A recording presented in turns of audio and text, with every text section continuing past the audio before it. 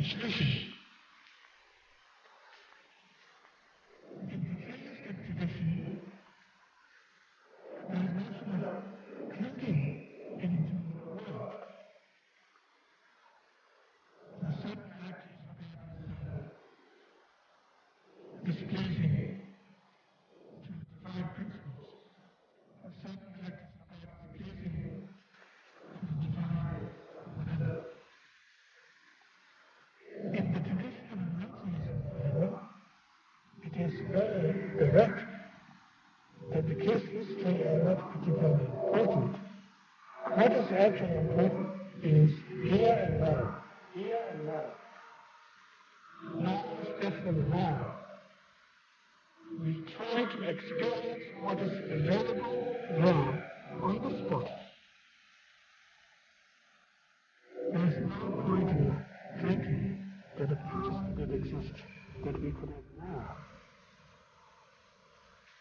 This is now. This very moment. This very moment. Not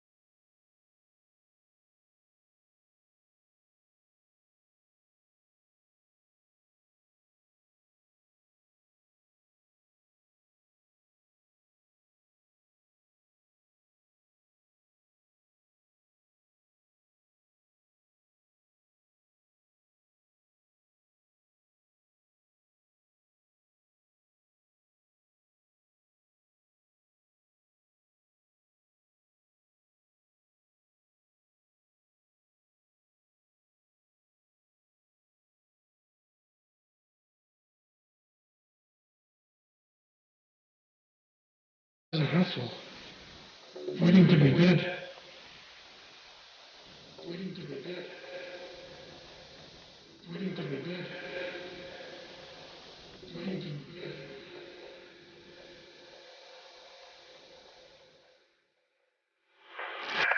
That's the problem. And that is not trusting the nowness properly, that what is actual experience now possessed a lot of powerful things. It is so powerful that we can't face it. Therefore we have to borrow from the past, invite future all the time. And maybe that's why we seek religion. Maybe that's why we march in the street.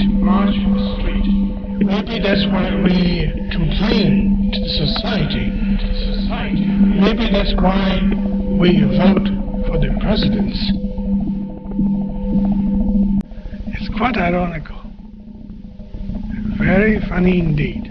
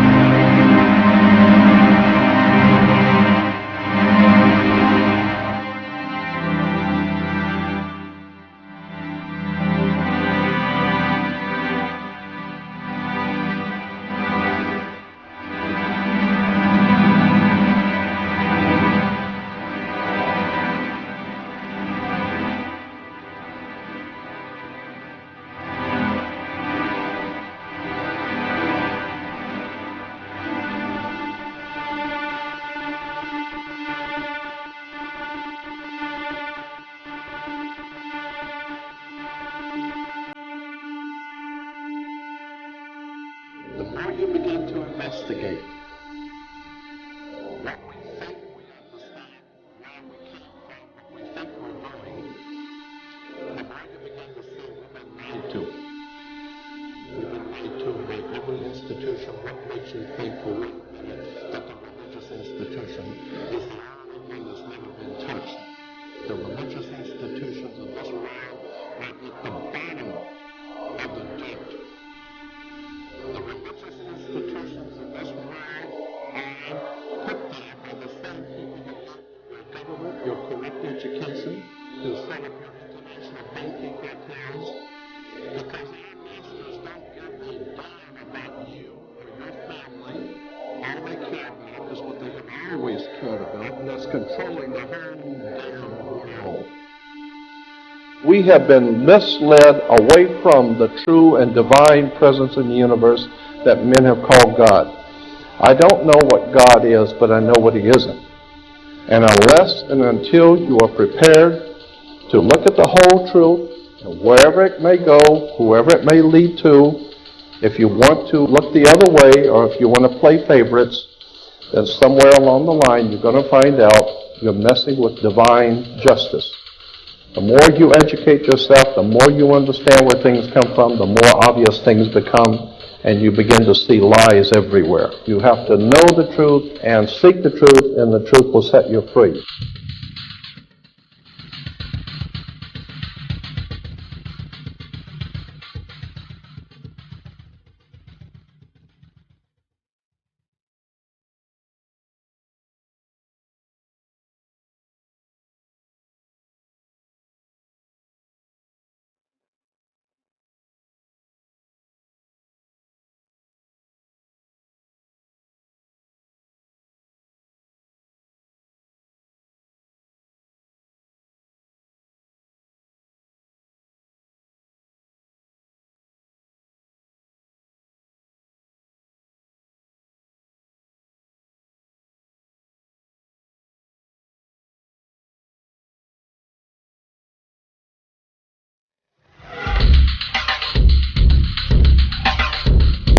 Because I got to tell you the truth, folks. I got to tell you the truth. When it comes to bullshit, big time, major league bullshit, you have to stand in awe of the all-time champion of false promises and exaggerated claims, religion. Think about it. Religion has actually convinced people that there's an invisible man living in the sky who watches everything you do every minute of every day. And the invisible man has a special list of 10 things he does not want you to do. And if you do any of these 10 things, he has a special place full of fire and smoke and burning and torture and anguish where he will send you to live and suffer and burn and choke and scream and cry forever and ever till the end of time. But he loves you.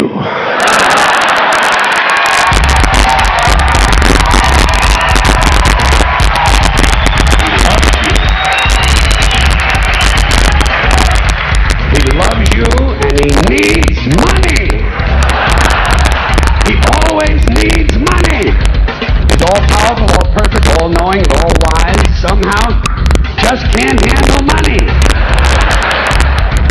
Religion takes in billions of dollars, they pay no taxes, and they always need a little more. Now, you talk about a good bullshit story. Holy shit.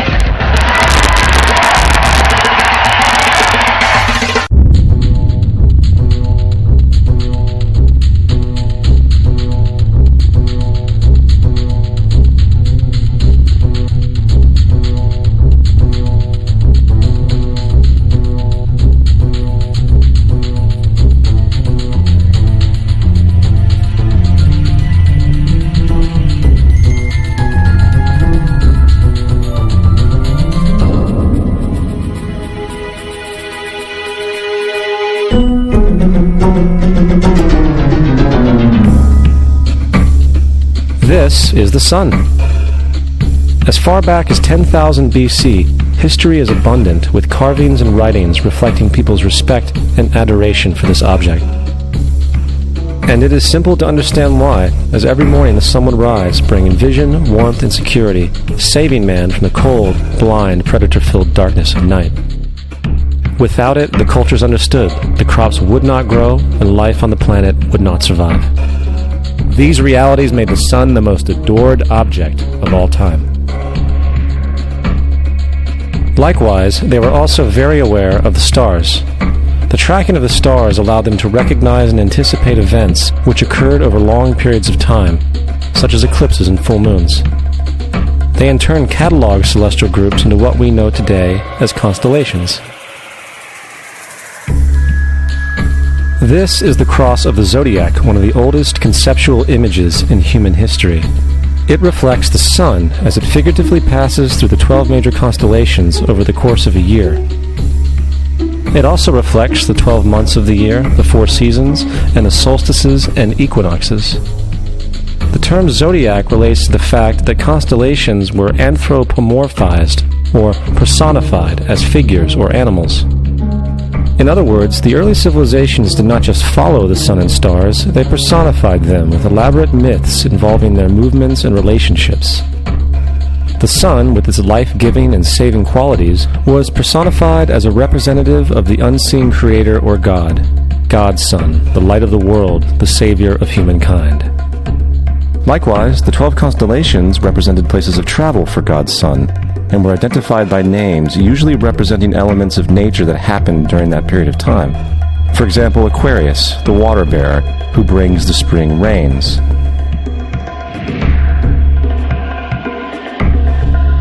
This is Horus.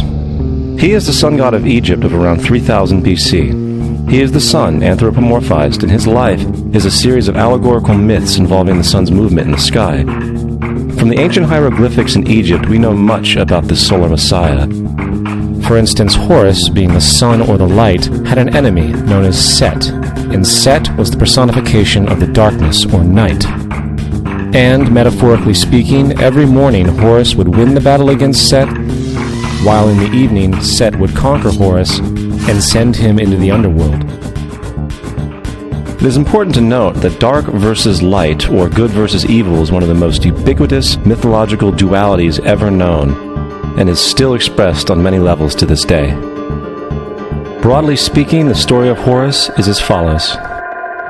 Horus was born on December 25th of the Virgin Isis Mary. His birth was accompanied by a star in the east, and upon his birth he was adored by 3 kings. At the age of 12, he was a prodigal child teacher, and at the age of 30, he was baptized by a figure known as Anup, and thus began his ministry. Horus had 12 disciples he traveled about with, performing miracles such as healing the sick and walking on water. Horus was known by many gestural names such as the Truth, the Light, God's Anointed Son, the Good Shepherd, the Lamb of God, and many others. After being betrayed by Typhon, Horus was crucified, buried for 3 days, and thus resurrected. These attributes of Horus, whether original or not, seem to permeate many cultures of the world, for many other gods are found to have the same general mythological structure. Attis of Phrygia, born of the Virgin Nana on December 25th, crucified, placed in a tomb, and after 3 days was resurrected. Krishna of India, born of the Virgin Devaki, with a star in the east signaling his coming. He performed miracles with his disciples, and, upon his death, was resurrected. Dionysius of Greece, born of a virgin on December 25th, was a traveling teacher who performed miracles such as turning water into wine. He was referred to as the King of Kings, God's only begotten Son, the Alpha and Omega, and many others. And, upon his death, he was resurrected. Mithra of Persia, born of a virgin on December 25th, he had 12 disciples and performed miracles, and upon his death was buried for 3 days and thus resurrected. He was also referred to as the Truth, the Light, and many others. Interestingly, the sacred day of worship of Mithra was Sunday. The fact of the matter is, there are numerous saviors from different periods from all over the world which subscribe to these general characteristics. The question remains, why these attributes? Why the virgin birth on December 25th? Why dead for 3 days in the inevitable resurrection? Why 12 disciples or followers? To find out, let's examine the most recent of the solar messiahs. Jesus Christ was born of the Virgin Mary on December 25th in Bethlehem. His birth was announced by a star in the east, which 3 kings or magi followed to locate and adorn the new Savior. He was a child teacher at 12, and at the age of 30 he was baptized by John the Baptist, and thus began his ministry. Jesus had 12 disciples, which he traveled about with, performing miracles such as healing the sick, walking on water, raising the dead. He was also known as the King of Kings, the Son of God, the Light of the World, the Alpha and Omega, the Lamb of God, and many, many others. After being betrayed by his disciple Judas and sold for 30 pieces of silver, he was crucified, placed in a tomb, and after 3 days was resurrected and ascended into heaven. First of all, the birth sequence is completely astrological. The star in the east is Sirius, the brightest star in the night sky, which, on December 24th, aligns with the 3 brightest stars in Orion's belt. These 3 bright stars in Orion's belt are called today what they were called in ancient times, the 3 kings. And the 3 kings and the brightest star, Sirius, all point to the place of the sunrise on December 25th. This is why the 3 kings follow the star in the east, in order to locate the sunrise, the birth of the sun.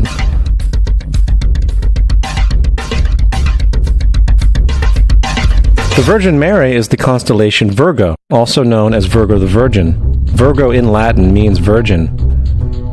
Virgo is also referred to as the house of bread, and the representation of Virgo is a virgin holding a sheaf of wheat. This house of bread and its symbol of wheat represents August and September, the time of harvest. In turn, Bethlehem, in fact, literally translates to house of bread. Bethlehem is thus a reference to the constellation Virgo, a place in the sky, not on earth. There is another very interesting phenomenon that occurs around December 25th, or the winter solstice. From the summer solstice to the winter solstice, the days become shorter and colder. And from the perspective of the northern hemisphere, the sun appears to move south and get smaller and more scarce. The shortening of the days and the expiration of the crops when approaching the winter solstice symbolize the process of death to the ancients. It was the death of the sun. And by December 22nd, the sun's demise was fully realized, for the sun, having moved south continually for 6 months, makes it to its lowest point in the sky. Here a curious thing occurs. The sun stops moving south, at least perceivably, for 3 days.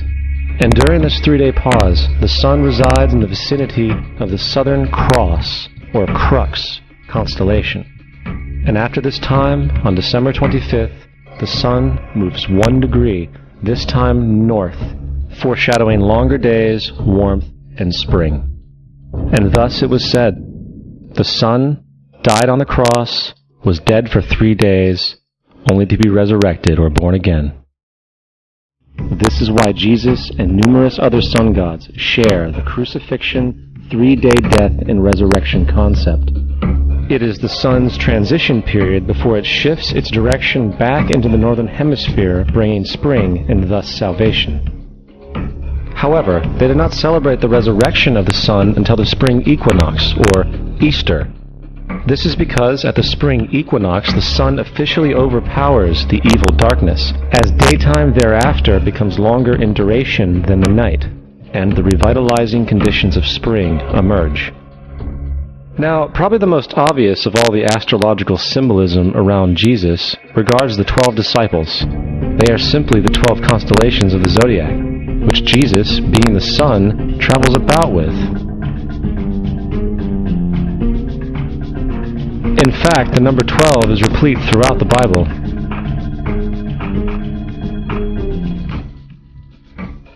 Coming back to the cross of the zodiac, the figurative life of the sun, this was not just an artistic expression or tool to track the sun's movement. It was also a pagan spiritual symbol, the shorthand of which looked like this. This is not a symbol of Christianity. It is a pagan adaptation of the cross of the zodiac.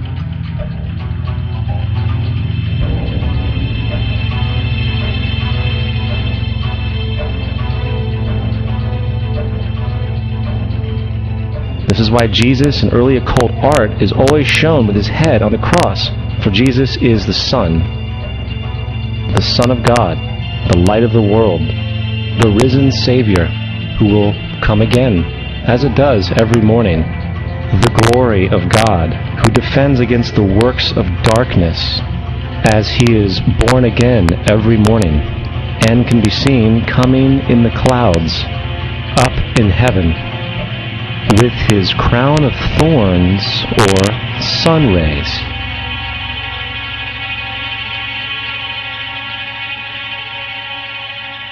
Now, of the many astronomical metaphors in the Bible, one of the most important has to do with the ages. Throughout the scriptures, there are numerous references to the age.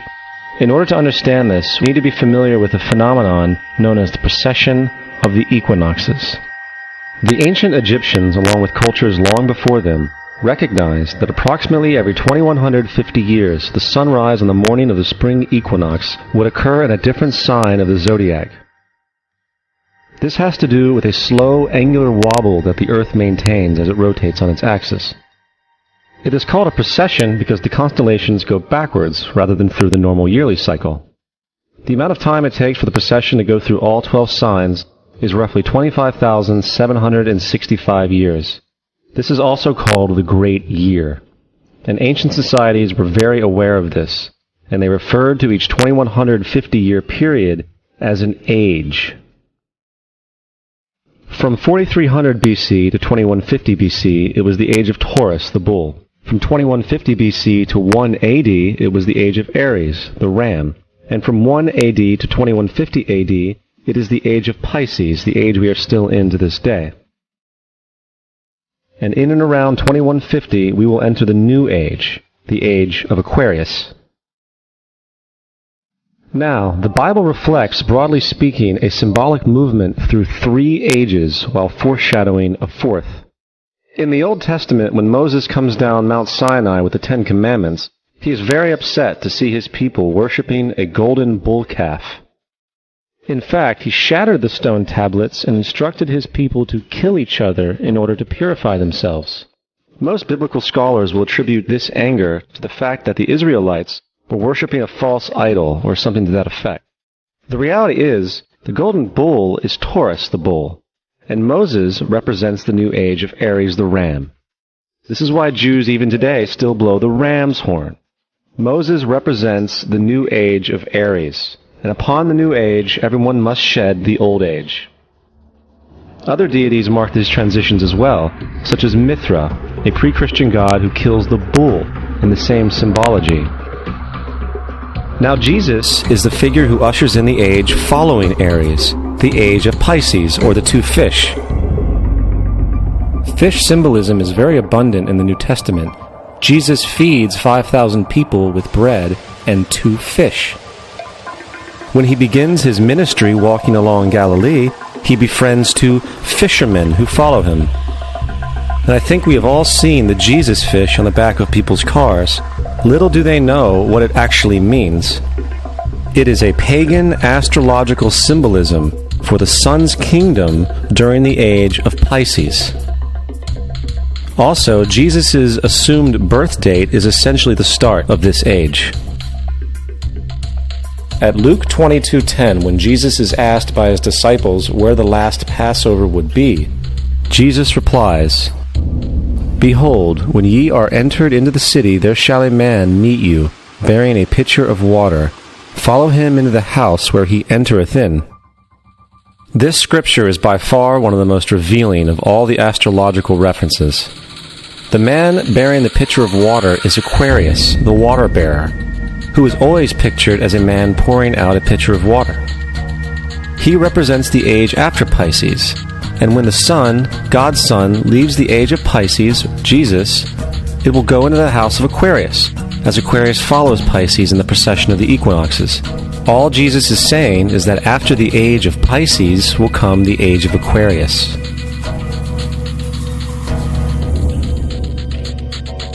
Now, we have all heard about the end times and the end of the world.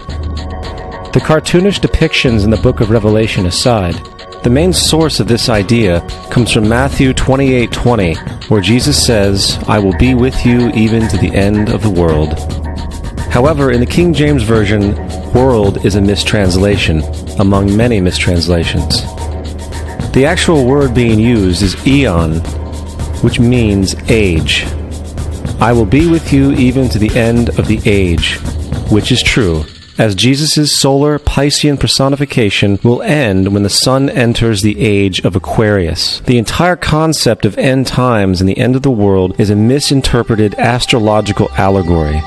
Let's tell that to the approximately 100 million people in America who believe the end of the world is coming. Furthermore, the character of Jesus being a literary and astrological hybrid is most explicitly a plagiarization of the Egyptian sun god Horus. For example, inscribed about 3,500 years ago on the walls at the Temple of Luxor in Egypt are images of the Annunciation, the miracle conception, the birth, and the adoration of Horus. The images begin with Thoth announcing to the Virgin Isis that she will conceive Horus, then Neph, the Holy Ghost, impregnating the Virgin, and then the virgin birth and the adoration. This is exactly the story of Jesus' miracle conception. In fact, the literary similarities between the Egyptian religion and the Christian religion are staggering.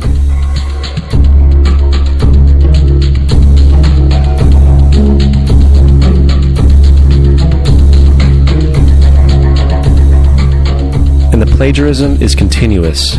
The story of Noah and Noah's Ark is taken directly from tradition. The concept of the Great Flood is ubiquitous throughout the ancient world, with over 200 cited claims in different periods and times. However, one need look no further for a pre-Christian source than the Epic of Gilgamesh, written in 2600 BC.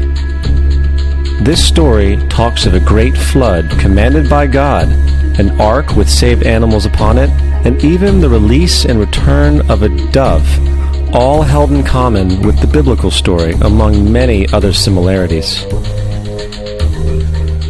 And then there is the plagiarized story of Moses. Upon Moses' birth, it is said that he was placed in a reed basket and set adrift in a river in order to avoid infanticide. He was later rescued by a daughter of royalty and raised by her as a prince. This baby in a basket story was lifted directly from the myth of Sargon of Akkad of around 2250 BC. Sargon was born, placed in a reed basket in order to avoid infanticide, and set adrift in a river. He was in turn rescued and raised by Aki, a royal midwife. Furthermore, Moses is known as the lawgiver, the giver of the Ten Commandments, the Mosaic Law.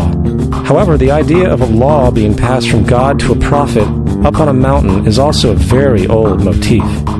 Moses is just another lawgiver in a long line of lawgivers in mythological history. In India, Manu was the great lawgiver, In Crete, Minos ascended Mount Dicta, where Zeus gave him the sacred laws, while in Egypt there was Meses, who carried stone tablets and upon them the laws of God were written. Manu, Minos, Meses, Moses. And as far as the Ten Commandments, they are taken outright from spell 125 in the Egyptian Book of the Dead. What the Book of the Dead phrased, "I have not stolen," became "Thou shalt not steal." "I have not killed," became "Thou shalt not kill." "I have not told lies," became "Thou shalt not bear false witness," and so forth. In fact, the Egyptian religion is likely the primary foundational basis for the Judeo-Christian theology. Baptism, afterlife, final judgment, virgin birth, death and resurrection, crucifixion, the Ark of the Covenant, circumcision, saviors, Holy Communion, Great Flood, Easter, Christmas, Passover, and many, many more are all attributes of Egyptian ideas long predating Christianity and Judaism. Justin Martyr, one of the first Christian historians and defenders, wrote, "When we say that he, Jesus Christ, our teacher, was produced without sexual union, was crucified and died and rose again and ascended into heaven, we propound nothing different from what you believe regarding those who you esteem sons of Jupiter." In a different writing, Justin Martyr said, "He was born of a virgin, except this in common with what you believe of Perseus." It's obvious that Justin and other early Christians knew how similar Christianity was to the pagan religions. However, Justin had a solution. As far as he was concerned, the devil did it. The devil had the foresight to come before Christ and create his characteristics in the pagan world.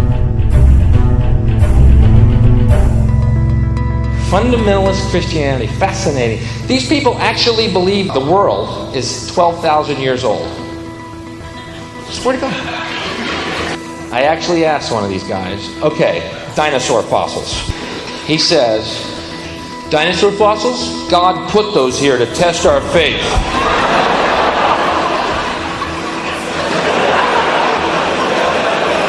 I think God put you here to test my faith, dude.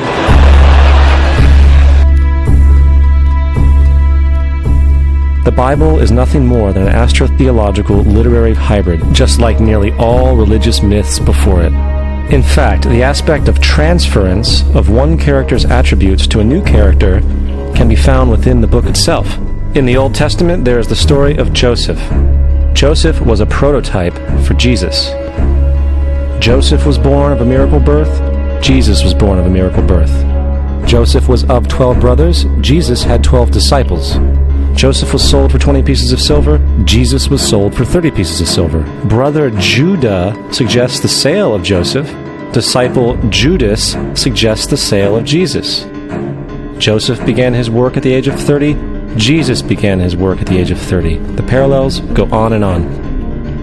Furthermore, is there any non-biblical historical evidence of any person living with the name Jesus, the son of Mary, who traveled about with 12 followers, healing people and the like? There are numerous historians who lived in and around the Mediterranean, either during or soon after the assumed life of Jesus. How many of these historians document this figure? Not one. However, to be fair, that doesn't mean defenders of the historical Jesus haven't claimed the contrary. 4 historians are typically referenced to justify Jesus' existence. Pliny the Younger, Suetonius, and Tacitus are the first 3.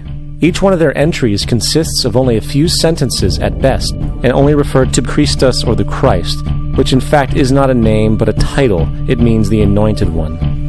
The 4th source is Josephus, and this source has been proven to be a forgery for hundreds of years. Sadly, it is still cited as truth. You would think that a guy who rose from the dead and ascended into heaven for all eyes to see and performed the wealth of miracles acclaimed to him would have made it into the historical record. It didn't, because once the evidence is weighed, there are very high odds that the figure known as Jesus did not even exist.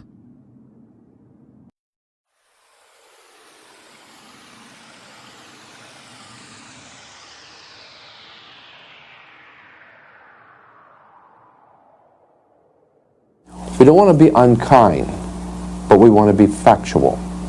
We don't want to cause hurt, feelings, but we want to be academically correct in what we understand and know to be true. Christianity just is not based on truth. We find that Christianity was in fact nothing more than a Roman story, developed politically. The reality is, Jesus was the solar deity of the Gnostic Christian sect, and like all other pagan gods, he was a mythical figure. It was the political establishment that sought to historize the Jesus figure for social control. By 325 AD in Rome, Emperor Constantine convened the Council of Nicaea. It was during this meeting that the politically motivated Christian doctrines were established, and thus began a long history of Christian bloodshed and spiritual fraud. And for the next 1600 years, the Vatican maintained a political stranglehold on all of Europe, leading to such joyous periods as the Dark Ages, along with enlightening events such as the Crusades and the Inquisition.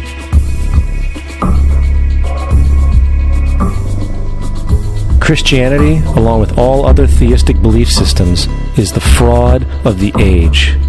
It serves to detach the species from the natural world, and likewise each other. It supports blind submission to authority. It reduces human responsibility to the effect that God controls everything, and in turn awful crimes can be justified in the name of a divine pursuit. And most importantly, it empowers those who know the truth, but use the myth to manipulate and control societies. The religious myth is the most powerful device ever created and serves as the psychological soil upon which other myths can flourish.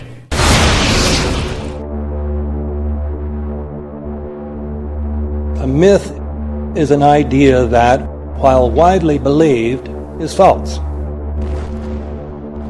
In a deeper sense, in the religious sense, a myth serves as an orienting and mobilizing story for a people. The focus is not on the story's relation to reality, but on its function. A story cannot function unless it is believed to be true in the community or the nation. It is not a matter of debate. If some people have the bad taste to raise the question of the truth of the sacred story, the keepers of the faith do not enter into debate with them. They ignore them or denounce them as blasphemers. It is wrong, blasphemous, and sinful for you to suggest, imply, or help other people come to the conclusion that the U.S. government killed 3,000 of its own citizens.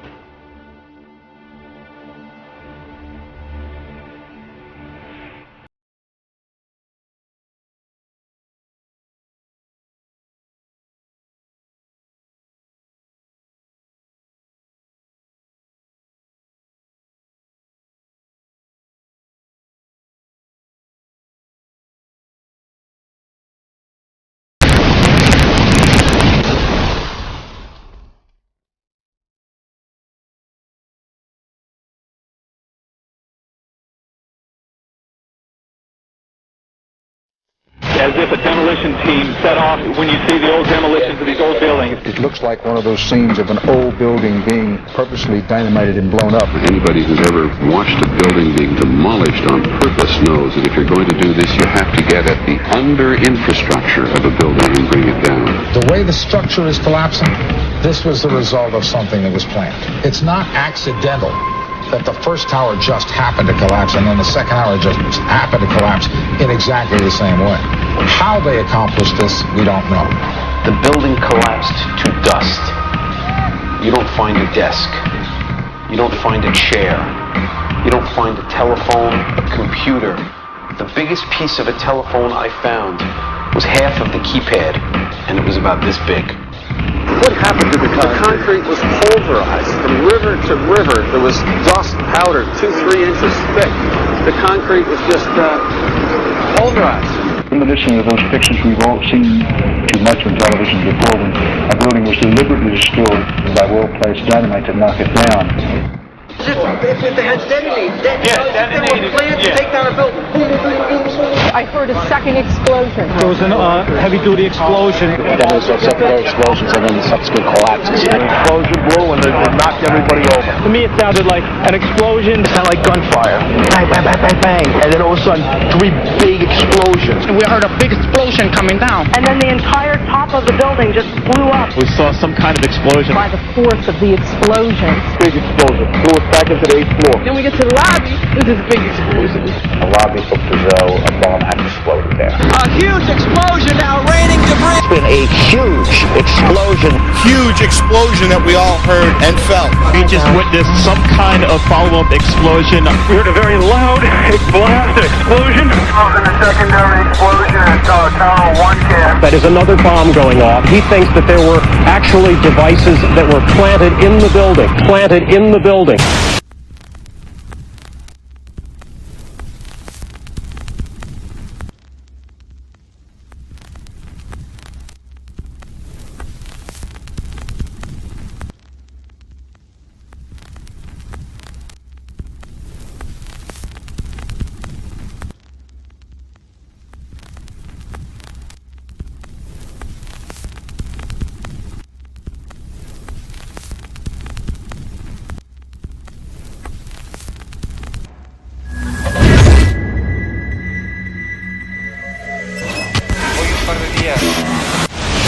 I don't think anybody could have predicted that they would try to use an airplane as a missile, a hijacked airplane as a missile. Nobody in our government, at least, and I don't think the prior government that could envision flying airplanes into buildings. No specific threat involving really a domestic operation or involving what happened, obviously, the city's airliner and so forth. There were no warning signs that I'm aware of. USA Today reports that in the 2 years before the attacks on September the 11th, NORAD conducted exercises using hijacked airliners as weapons. And one target was the World Trade Center.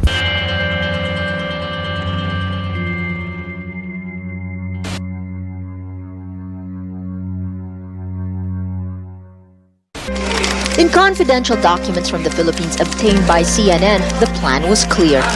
He will board any American commercial aircraft, control its cockpit, and dive it at the CIA headquarters. Other buildings targeted the Pentagon and the World Trade Center. Security in counterterrorism was blinking red, in the words of George Tenet, that the warnings of an imminent attack were so severe that something dramatic should have been done. It was unparalleled. Instead, our president went on a month-long vacation.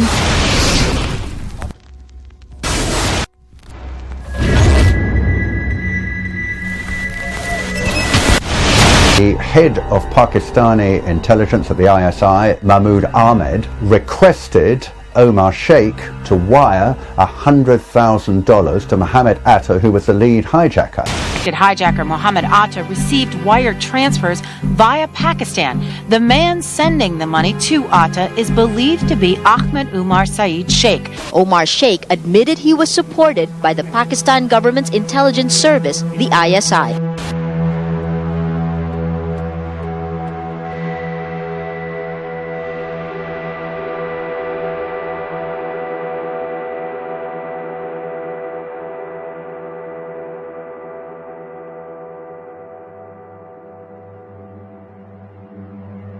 Although we are told that 4 or 5 of the alleged hijackers were on each of the flights. If so, their names should have been on the flight manifests.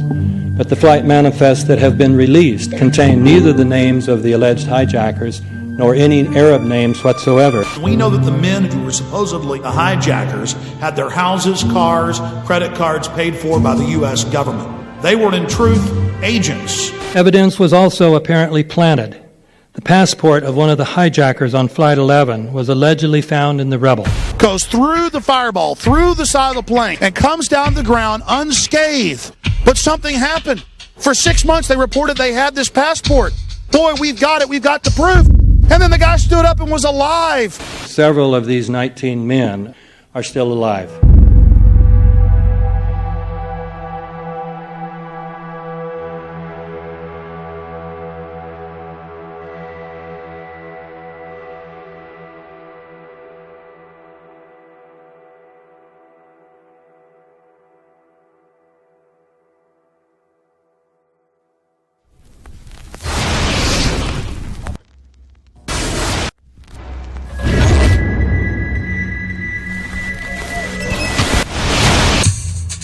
course we're after Saddam Hussein.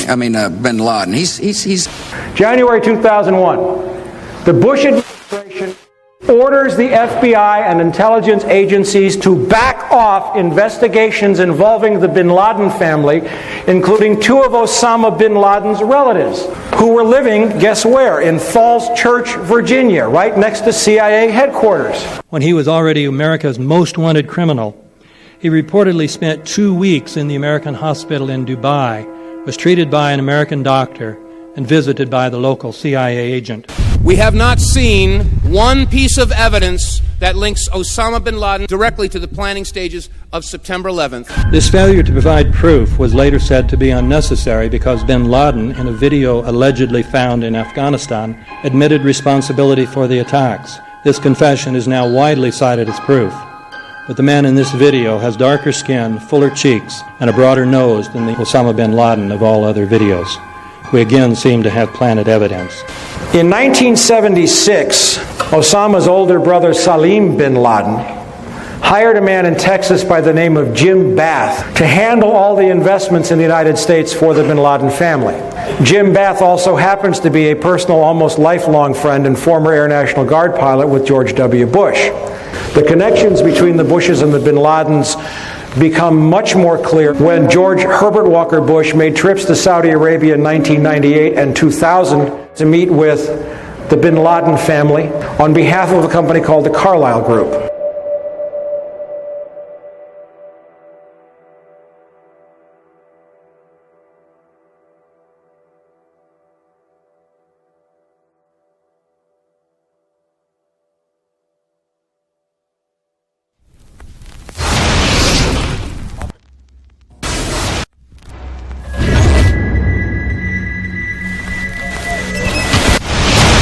How could anyone fly a 60-ton, 125-foot wide, 44-foot tall plane through this obstacle course? The aircraft, before striking the Pentagon, reportedly executed a 270-degree downward spiral, and yet Hani Hanyour was known as a terrible pilot who could not safely fly even a small plane.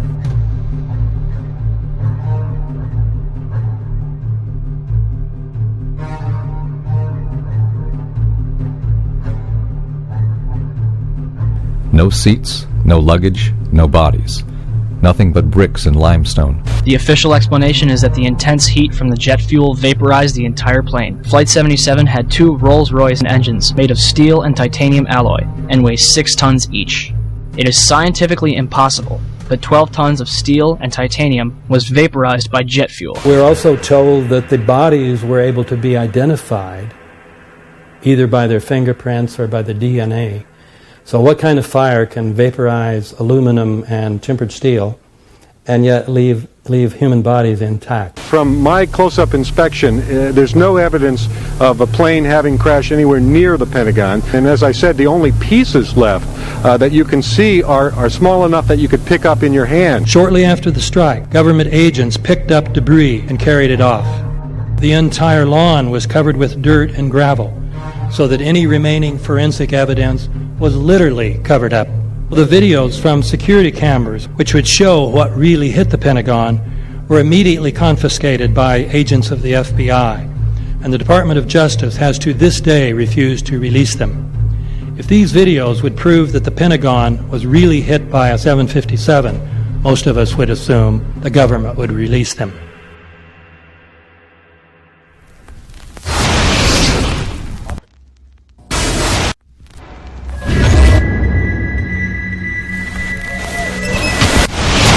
It looks like there's nothing there except for a hole in the ground.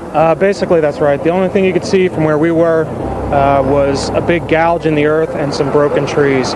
We could see some people walking around in the area, but from where we could see, there wasn't much left. Any large pieces of debris at all? No, there was nothing that you could distinguish that a plane had crashed there.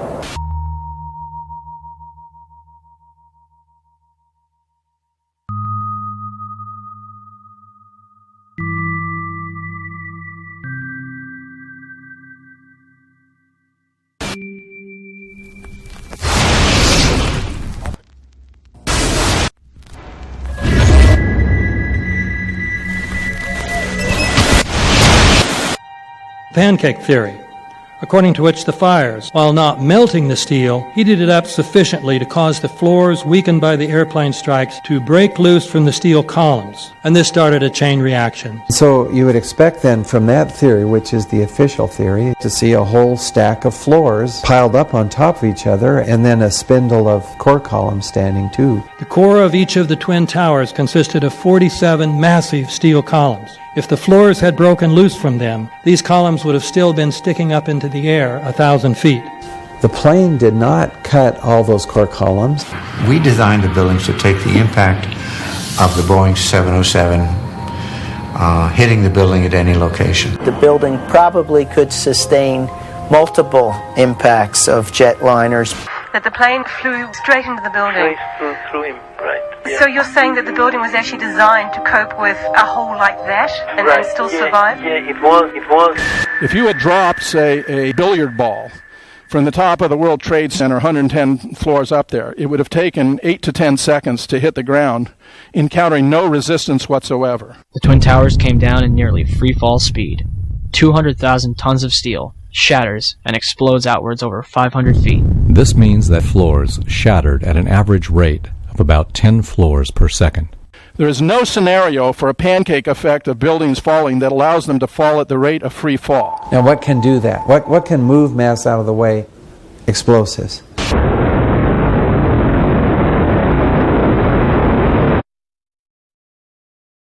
"47 huge steel columns going up the core. They're interconnected. How do you get them to fail simultaneously so the core disappears?" It looks like those core columns were cut.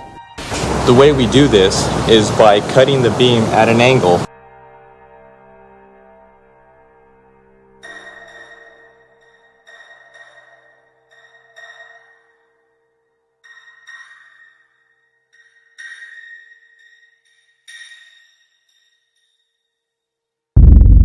I started looking at the molten metal. All three buildings, both towers in the rubble, in the basement areas, and Building 7, there's these pools of molten metal.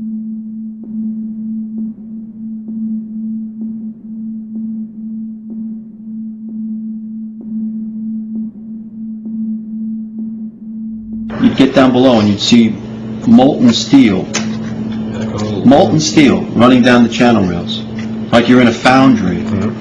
Like lava. A volcano. The molten steel was found 3, 4, and 5 weeks later, when the rubble was being removed. He said that molten steel was also found underneath World Trade Center 7. So I'm looking through the official reports. What do they say about the molten metal? They say nothing. But wait a minute. This is important evidence. So where did that come from? Thermite is so hot that it'll just cut through steel, through structural steel, for example, like a knife through butter. The products are molten iron and aluminum oxide, which goes off primarily as a dust. You know those enormous dust clouds? You can imagine when you assemble these chemicals on a large scale.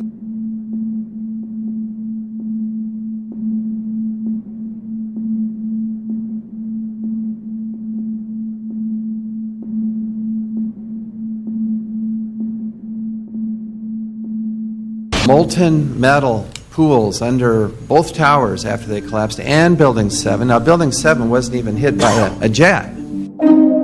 Part of the problem is that most people simply don't know much about Building 7 due to the extraordinary secrecy surrounding this collapse. And this was a 47-story skyscraper. This building fell at 5:25. It was not hit by a plane.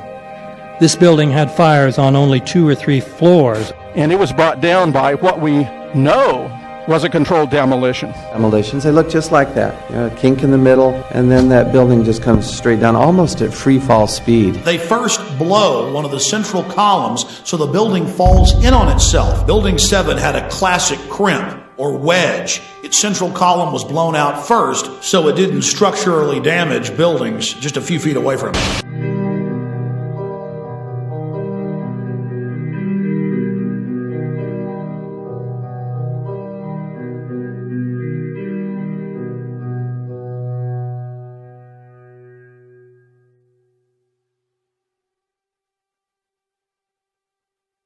Our office was on the B1 level. As I was talking to a supervisor at 8:46, and all of a sudden we hear, boom! An explosion so hard that pushed us upwards. And it came from the basement between the B2 level and the B3 level. And when I went to verbalize, we hear, boom! The impact of the plane on the top. As I'm walking by the main freight corridor building, in the corridor, that's when I got blown. I mean, the impact of the explosion threw me to the floor, and that's when everything started happening. All of a sudden, a big impact happened again, and all the ceiling tile was falling down, the light fixtures were falling. You know, you got to go clear across the whole from 1 to 2 World Trade Center, and then all of a sudden, it happened all over again. Something else hit us to the floor. Right in the basement, you felt it. Walls were caving in, everything that was going on. I mean, I know of people that got killed in the basement. I know of people that got broken legs in the basement. People that got reconstructive surgery because the walls hit them in the face.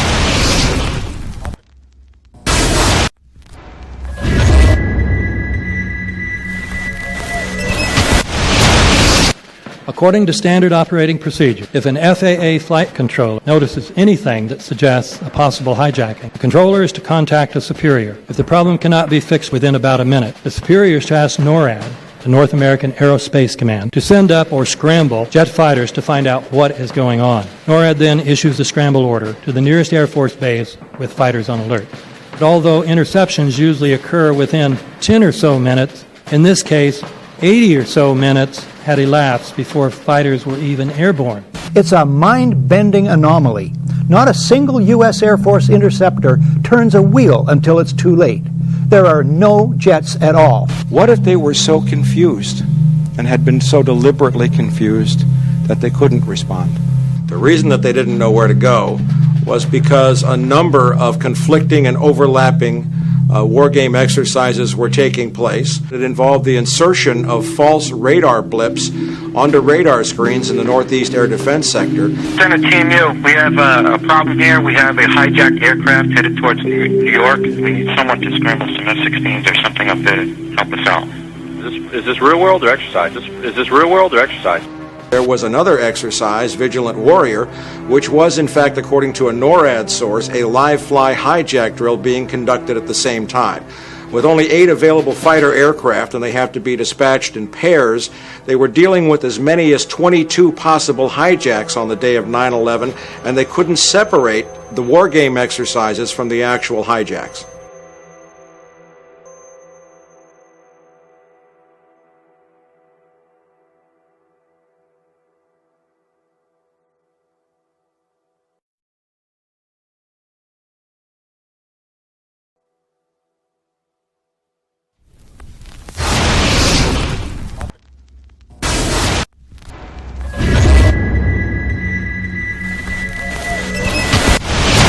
Page 172.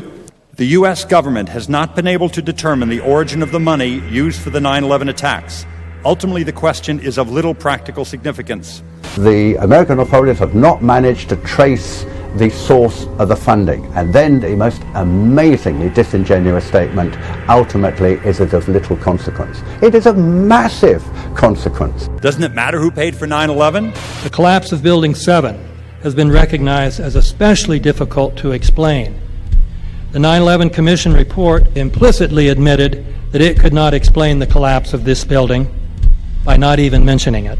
President, why are you and the Vice President insisting on appearing together before the 9/11 Commission? Because the 9/11 Commission wants to ask us questions. That's why we're meeting, and I look forward to meeting with them and answering their questions.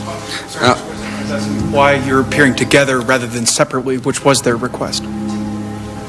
Because it's a good chance for both of us to answer questions that the 9/11 Commission is looking forward to asking us, and I'm looking forward to answering them.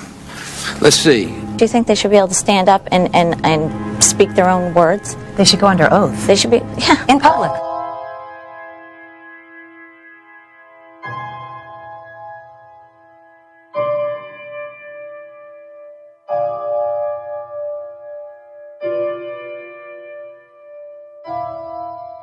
Don't you think that the families deserve to have a transcript or to be able to see what you Adam, said? you asked me that question yesterday. For an I got answer the today. same answer, yeah. The final report was a unanimous report. That means that if there was a single commissioner who had any objection about anything, that fact would be dropped from the report. We have found out that he not only served on the transition team of the Bush administration, that he was a person who wrote a draft memo for the setup of the Bush administration's National Security Council, that he was an individual who wrote the preemptive war strategy that was eventually used for the war in Iraq, that he is a close friend of Condoleezza Rice's. We want him to resign. There is literally nothing in the 9/11 report that the Bush administration did not approve of. We can understand, therefore, why the Commission, under Zelikow's leadership, would have ignored all the evidence that would point to the truth, that 9/11 was a false flag operation intended to authorize the doctrines and funds needed for a new level of imperial mobilization.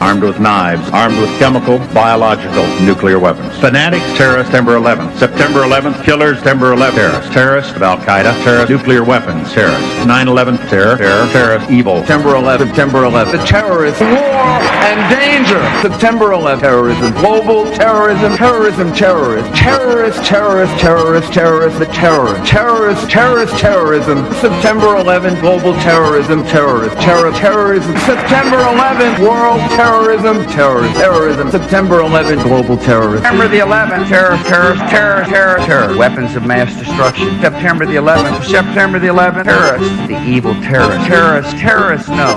Terrorism. The words are hypnotically repeated. Terrorism, terrorist, terrorist threat, and of course, believed to be linked to Al-Qaeda. But it's the so-called war on terrorism that's in our faces practically 24/7 as the inescapable focus of our existence. One day, our grandchildren will look back on this time and ask, how was the war on terror won? The entire U.S. ruling class, ruling elite, comes to see terrorism as the preferred means, indeed the only means, to provide social cohesion, to provide an enemy image for the society to keep it together. According to neocon theory from Carl Schmitt, you have to have an enemy image in order to have a society. It's a very dangerous thing because now it means that the entire social order, the political parties, intellectual life, politics in general, all based on a monstrous myth. Monstrous myth.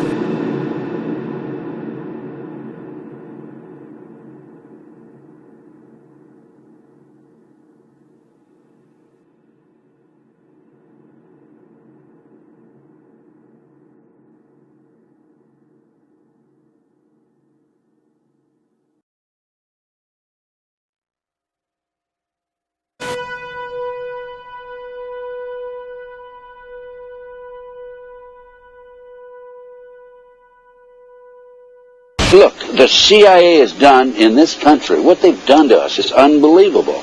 Look at the terrorist acts that have occurred. The CIA behind most, if not all of them. We had the Marine Barracks. We had our embassy in Kenya. We had Pan Am 103. We had the USS Cole.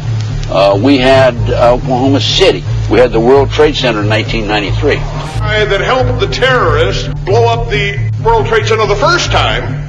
They built the bomb. They got the driver's license. The informant, the FBI informant, a fellow named Salam, a 43-year-old former Egyptian army officer, he was given the assignment to put the bomb together. And he went to his supervisor, his FBI supervisor, and said, we're going to put a dummy bomb in here, right? And the FBI supervisor said, no, we're going to put a real bomb. The FBI actually carried out the attack on the World Trade Center in 1993. They actually hired Ahmad Salam and paid him $1 million and gave him real explosives, a detonator, and told him to build a bomb and to give it to the foolish people that he was controlling to allow them to attack the World Trade Center complex.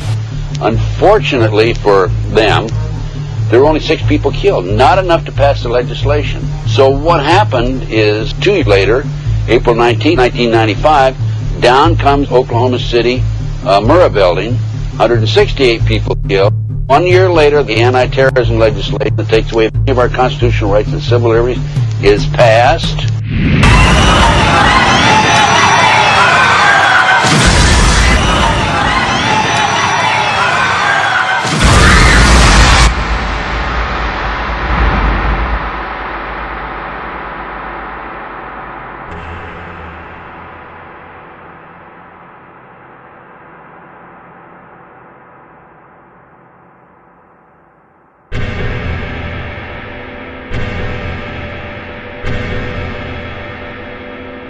because at 9:30 this morning we were actually running an exercise for over a company of 1,000 people in London based on simultaneous bombs going off precisely at the railway stations that happened this morning. So I still have the hairs on the back of my neck standing upright. To get this quite straight, you were running an exercise to see how you would cope with this, and it happened while you were running the exercise? Precisely.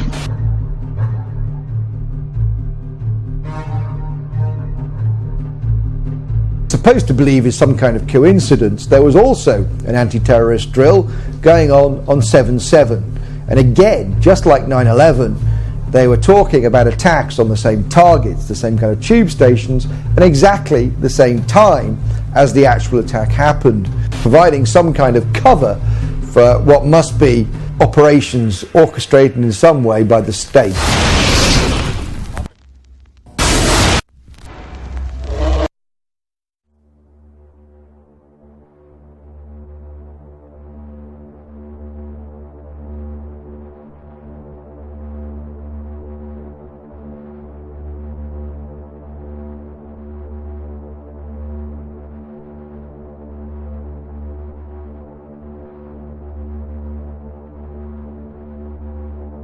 I am absolutely appalled at how much people in this country do not think. We are given to understand that an Arabic guy out there up in the mountains financed the most elaborate attack on this country. Do you think some people in a cave were able to have NORAD stand down? Do you think that people in a cave were able to have all of this happen? And when I think about how many Americans were killed in New York City, and believing as I do that this thing was a setup job, this is a textbook operation that Nazis used, and they've used it over and over again. America has been suckered in one more time.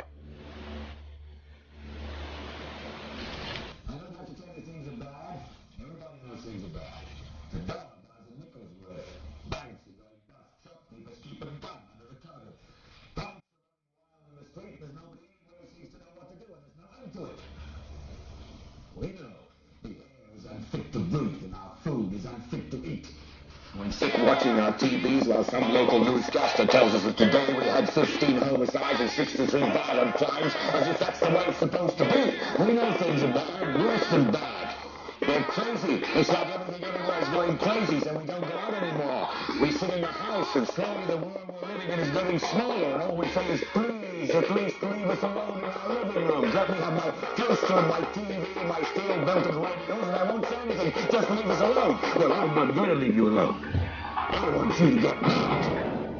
I don't want you to protest, I don't want you to riot, I don't want you to write to your congressman because I wouldn't know what to tell you to write. I don't know what to do about the depression and the inflation and the Russians and the crime in the street. All I know is that first, you've got to get mad. You've got to say, I'm a human being. God damn it. My life has value.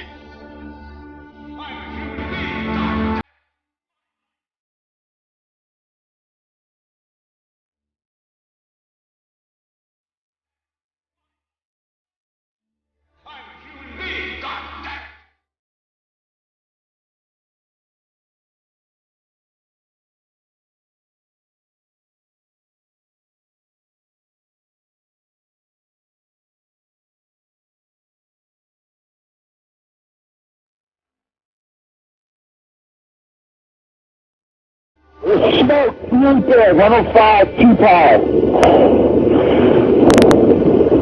It's really there, it's black, it's iron. My wife thinks I'm alright. I called her and said I was leaving the building, I was fine, and bang. The 3 of us, 2 broken windows. Oh, God!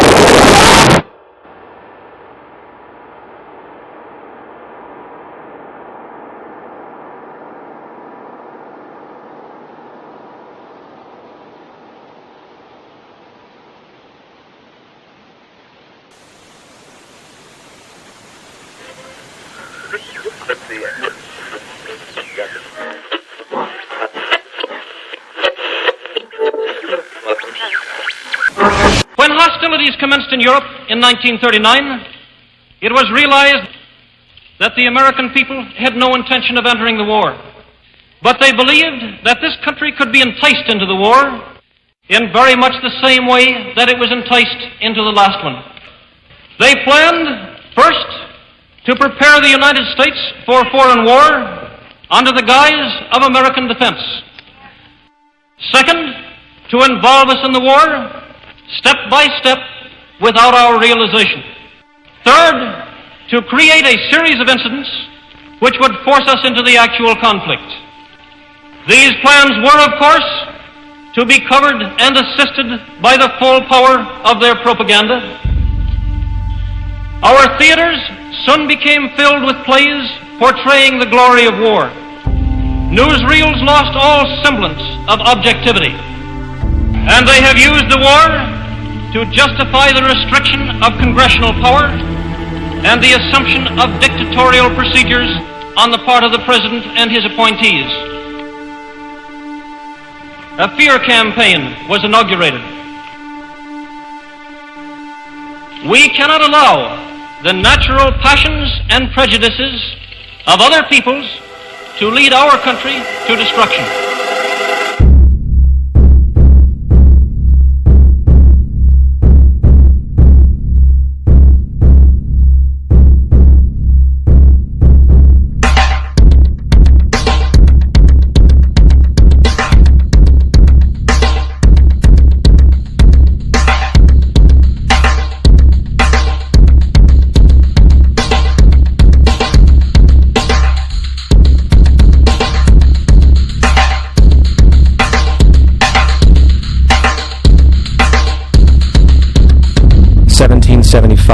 The American Revolutionary War began as the American colonies sought to detach from England and its oppressive monarchy. Though many reasons are cited for the revolution, one in particular sticks out as the prime cause: that King George III of England outlawed the interest-free, independent currency the colonies were producing and using for themselves, in turn forcing them to borrow money from the Central Bank of England at interest, immediately putting the colonies into debt. And, as Benjamin Franklin later wrote, the refusal of King George III to allow the colonies to operate an honest money system which freed the ordinary man from the clutches of the money manipulators was probably the prime cause of the revolution. In 1783, America won its independence from England. However, its battle against the central bank concept and the corrupt, greed-filled men associated with it had just begun.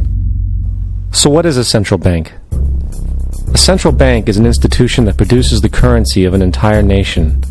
Based on historical precedent, two specific powers are inherent in central banking practice: the control of interest rates and the control of the money supply, or inflation. The central bank does not simply supply a government's economy with money, it loans it to them at interest. Then, through the use of increasing and decreasing the supply of money, the central bank regulates the value of the currency being issued. It is critical to understand that the entire structure of this system can only produce one thing in the long run: debt. It doesn't take a lot of ingenuity to figure this scam out. For every single dollar produced by the central bank is loaned at interest. That means every single dollar produced is actually the dollar plus a certain percent of debt based on that dollar. And since the central bank has the monopoly over the production of the currency for the entire country, and they loan each dollar out with immediate debt attached to it, where does the money to pay for the debt come from? It can only come from the central bank again, which means the central bank has to perpetually increase its money supply to temporarily cover the outstanding debt created, which in turn, since that new money is loaned out at interest as well, creates even more debt. The end result of this system without fail is slavery, for it is impossible for the government and thus the public to ever come out of the self-generating debt. The founding fathers of this country were well aware of this.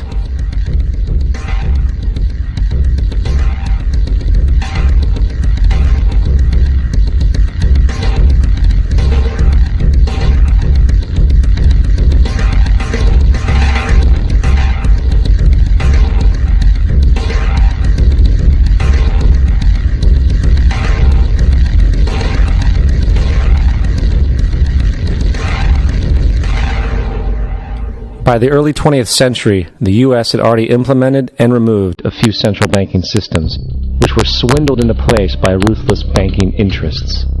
At this time, the dominant families in the banking and business world were the Rockefellers, the Morgans, the Warburgs, the Rothschilds. And in the early 1900s, they sought to push, once again, legislation to create another central bank.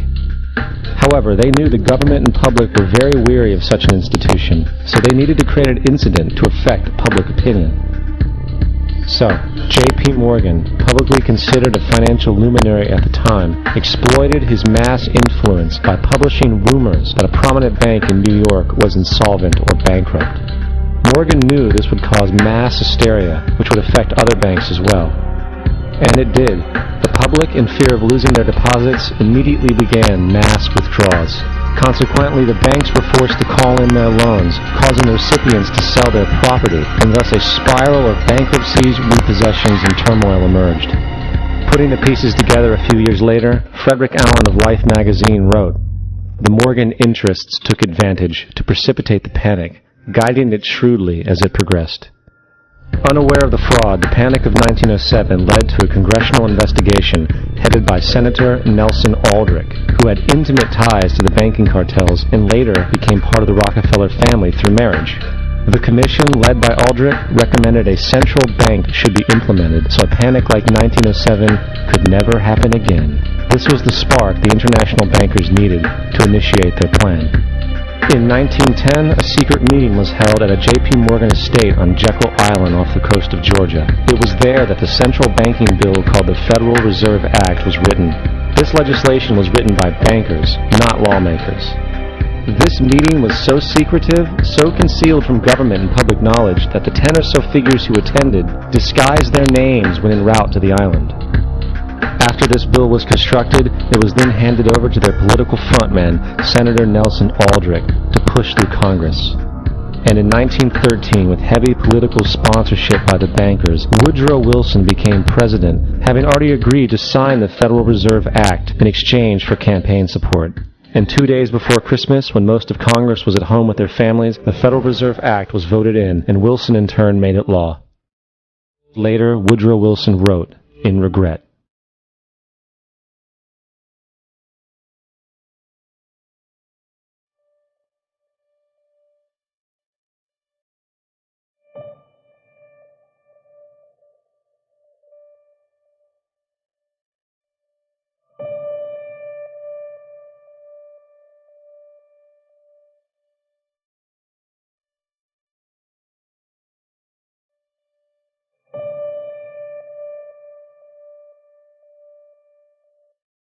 Congressman Louis McFadden also expressed the truth after the passage of the bill. A world banking system was being set up here, a superstate controlled by international bankers, acting together to enslave the world for their own pleasure. The Fed has usurped the government. Now, the public was told that the Federal Reserve System was an economic stabilizer, and inflation and economic crises were a thing of the past. Well, as history has shown, nothing is further from the truth. The fact is, the international bankers now had a streamlined machine to expand their personal ambitions. It's alive! It's alive! It's alive! For example, from 1914 to 1919, the Fed increased the money supply by nearly 100%, resulting in extensive loans to small banks and the public. Then, in 1920, the Fed called in mass percentages of the outstanding money supply, thus resulting in the supporting banks having to call in huge numbers of loans, and, just like 1907, bank runs, bankruptcy, and collapse occurred. Over 5,400 competitive banks outside of the Federal Reserve System collapsed, further consolidating the monopoly of a small group of international bankers. Privy to this crime, Congressman Lindbergh stepped up and said in 1921, "Under the Federal Reserve Act, panics are scientifically created. The present panic is the first scientifically created one, worked out as we figure a mathematical equation." However, the panic of 1920 was just a warm-up. From 1921 to 1929, the Fed again increased the money supply, resulting once again in extensive loans to the public and banks. There was also a fairly new type of loan called a margin loan in the stock market. Very simply, the margin loan allowed an investor to put down only 10% of a stock's price, with the other 90% being loaned through the broker. In other words, a person could own $1,000 worth of stock with only $100 down. This method was very popular in the roaring 1920s, as everyone seemed to be making money in the market. However, there was a catch to this loan. It could be called in at any time and had to be paid within 24 hours. This is termed a margin call, and the typical result of a margin call is the selling of the stock purchased with the loan. So, a few months before October in 1929, J.D. Rockefeller, Bernard Baruch, and other insiders quietly exited the market. And on October 24th, 1929, the New York financiers who furnished the margin loans started calling them in masse. This sparked an instantaneous, massive sell-off in the market, for everyone had to cover the margin loans.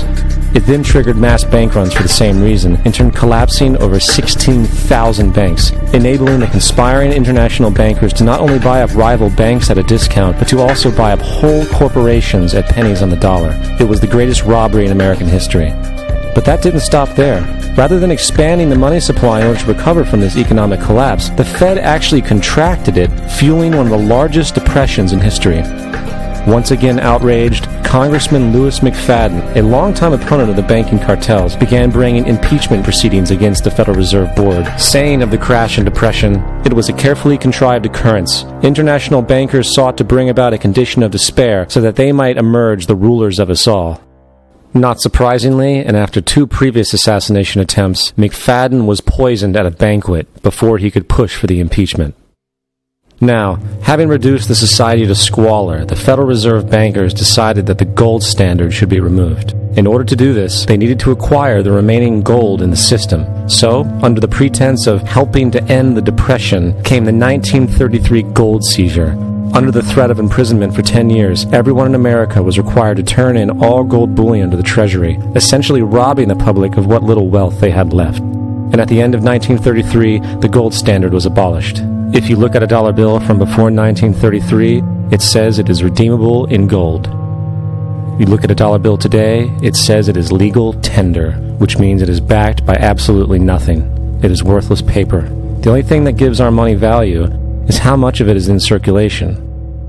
Therefore, the power to regulate the money supply is also the power to regulate its value, which is also the power to bring entire economies and societies to its knees.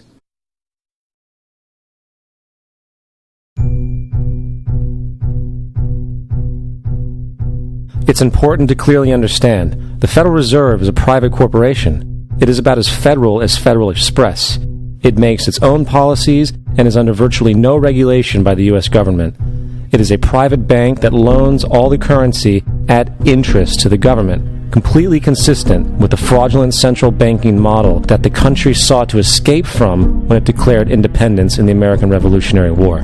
Now, going back to 1913, the Federal Reserve Act was not the only unconstitutional bill pushed through Congress. They also pushed the federal income tax.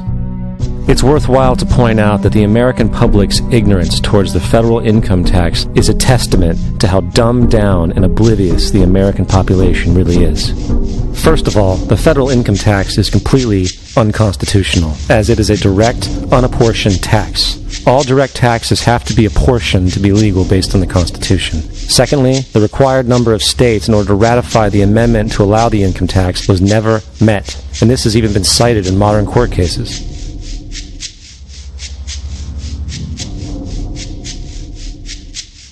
Third, at the present day, roughly 25% of the average worker's income is taken via this tax.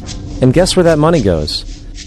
It goes to pay the interest on the currency being produced by the fraudulent Federal Reserve Bank, a system that does not have to exist at all. The money you make working almost 3 months out of the year goes almost literally into the pockets of the international bankers who own the private Federal Reserve Bank. And fourth, even with the fraudulent government claim as to the legality of the income tax, there is literally no statute, no law in existence that requires you to pay this tax, period.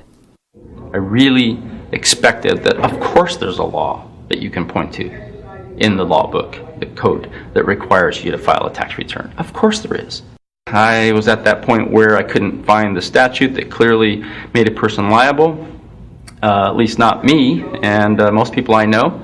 And I had no choice in my mind except to resign. Based on the research that I did throughout the year 2000 and that I'm still doing, I have not found that law. I've asked Congress, we've asked a lot of people in the IRS commissioners, helpers. They can't answer, because if they answer, the American people are going to know that this whole thing is a fraud. I haven't filed an federal income tax return since I left. I have not filed a tax return since 1999. The income tax is nothing less than the enslavement of the entire country. Now, the control of the economy and the perpetual robbery of wealth is only one side of the Rubik's Cube the bankers hold in their hands. The next tool for profit and control is war. Since the inception of the Federal Reserve in 1913, a number of large and small wars have commenced. The three most pronounced were World War I, World War II, and Vietnam. World War I. In 1914, European wars broke out centered around England and Germany. The American public wanted nothing to do with the war. In turn, President Woodrow Wilson publicly declared neutrality. However, under the surface, the U.S. administration was looking for any excuse it could find to enter it. In a noted observation by Secretary of State William Jennings, the large banking interests were deeply interested in the World War because of the wide opportunities for large profits. It's important to understand that the most lucrative thing that can happen for the international bankers is war, for it forces the country to borrow even more money from the Federal Reserve Bank at interest. Woodrow Wilson's top advisor and mentor was Colonel Edward House, a man with intimate connections with the international bankers who wanted in the war. In a documented conversation between Colonel House, Wilson's advisor, and Sir Edward Grey, the Foreign Secretary of England, regarding how to get America into the war, Grey inquired, "What will Americans do if Germans sink an ocean liner with American passengers on board?" House responded, "I believe that a flame of indignation would sweep the United States, and that by itself would be sufficient to carry us into war." So, on May 7, 1915, on essentially the suggestion of Sir Edward Grey, a ship called the Lusitania was deliberately sent into German-controlled waters, where German military vessels were known to be. And, as expected, German U-boats torpedoed the ship, exploding stored ammunition, killing 1,200 people. To further understand the deliberate nature of this setup, the German embassy actually put advertisements in the New York Times telling people that if they boarded the Lusitania, they did so at their own risk, as such a ship sailing from America to England through the war zone would be liable to destruction.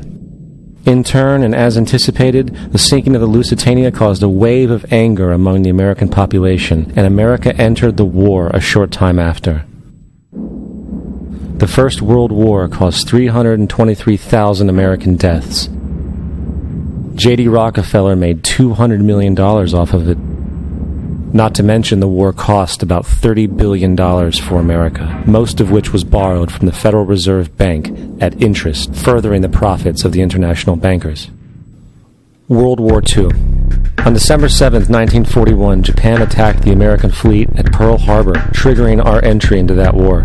President Franklin D. Roosevelt declared the attack was a day that will live in infamy.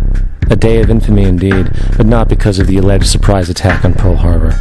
After 60 years of surfacing information, it is clear that not only was the attack on Pearl Harbor known weeks in advance, it was outright wanted and provoked. Roosevelt, whose family had been New York bankers since the 18th century, whose uncle Frederick was on the original Federal Reserve Board, was very sympathetic to the interests of the international bankers, and the interest was to enter the war, as we've seen, nothing is more profitable for international bankers than war.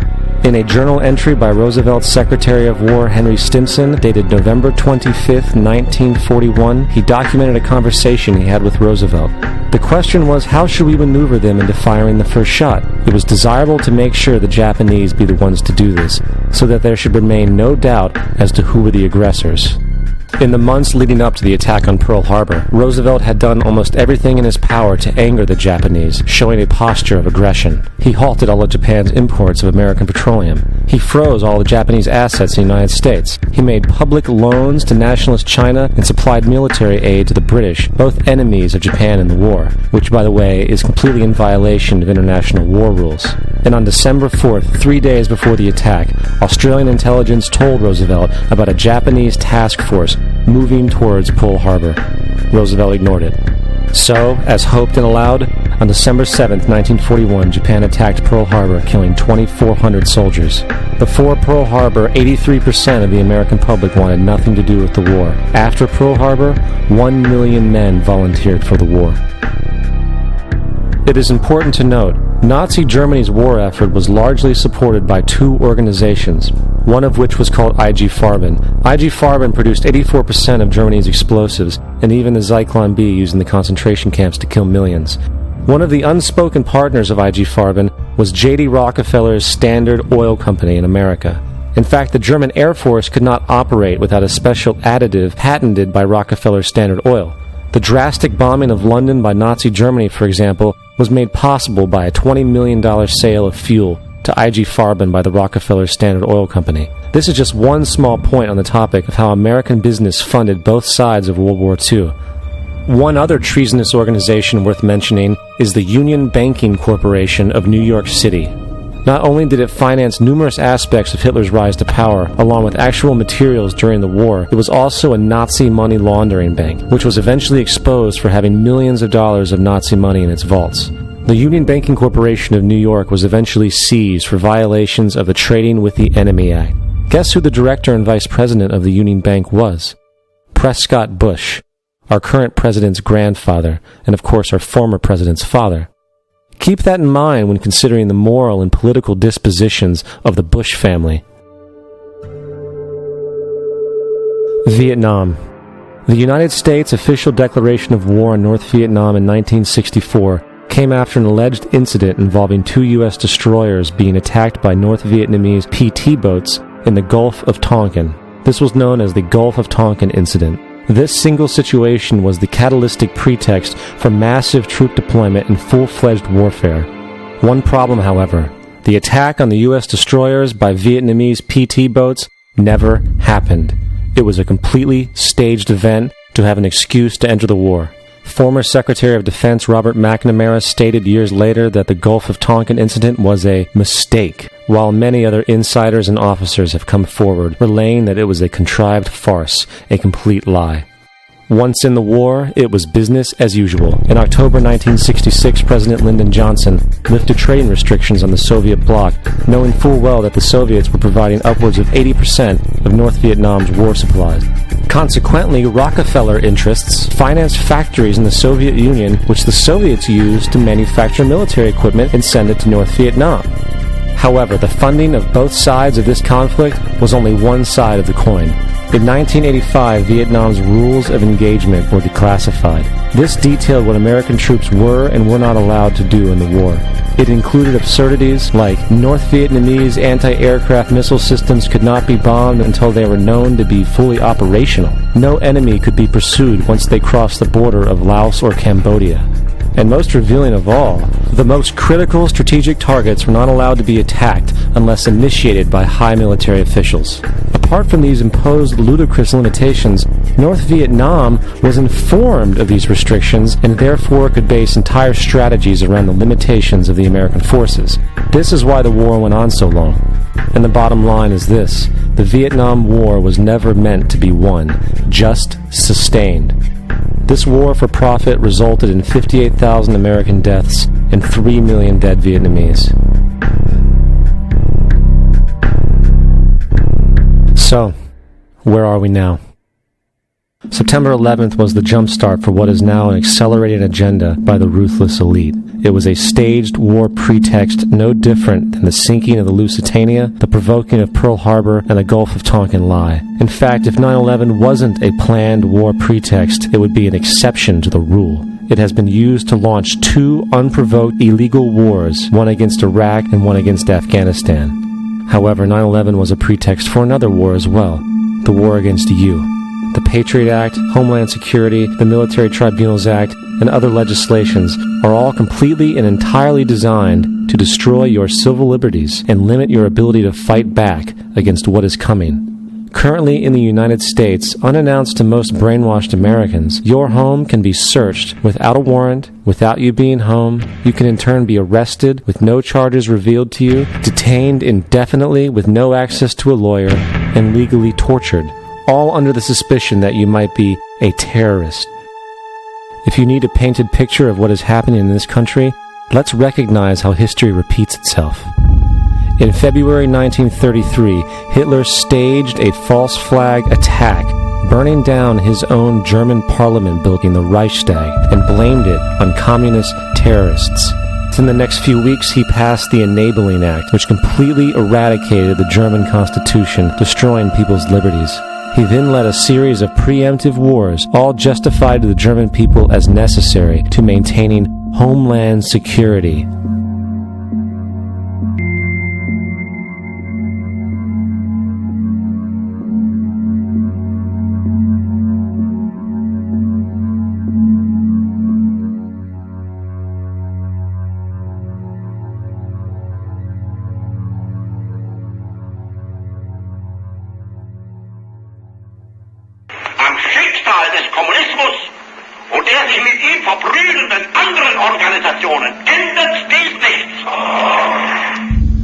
Our enemy is a radical network of terrorists and every government that supports them.